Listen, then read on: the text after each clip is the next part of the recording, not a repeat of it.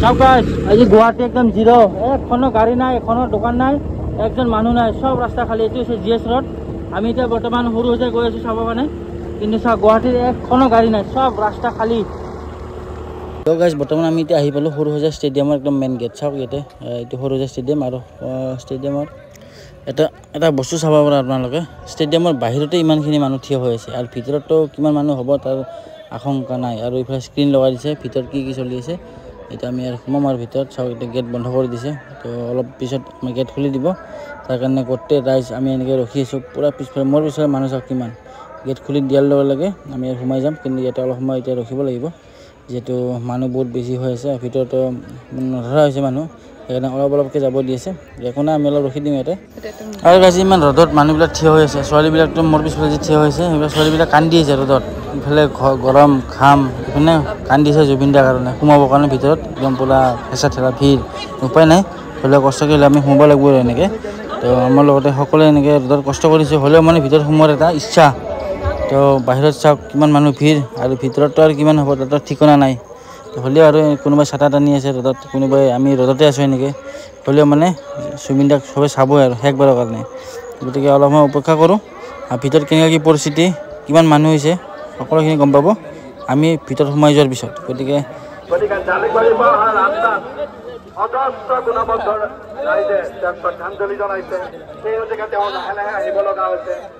আহি পেলাই তেওঁ ঘৰত সোমাব তাত মিনিমাম 2 ঘণ্টা সময় ল'ব গতিকে আমি অপেক্ষা কৰিব গতিকে আজি আমাৰ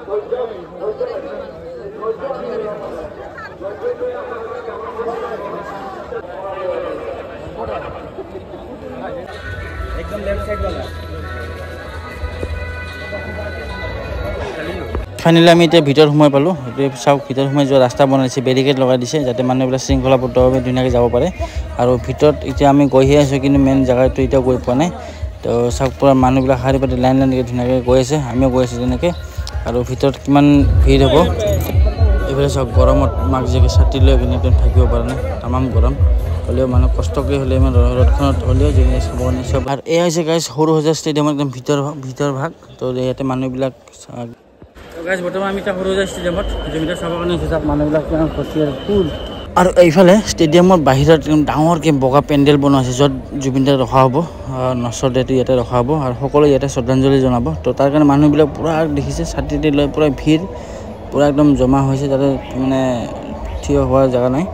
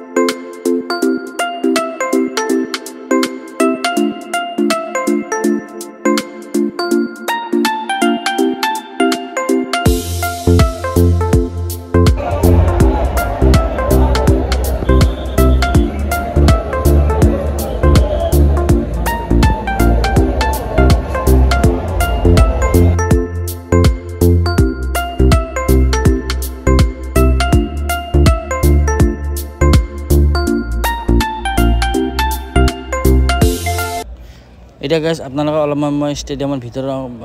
দৃশ্যটো দেখাই দিছোঁ চাওক কিমান মানুহ ভিতৰত ভিৰ আৰু ল'ৰাবিলাক ক'ৰ ওপৰত একদম বেলকনিত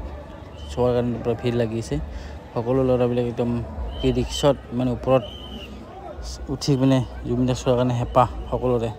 আৰু কিমান মানুহ ভিৰ তলতটো আৰু ক'বই নোৱাৰে বহুত যথেষ্টখিনি ভিৰ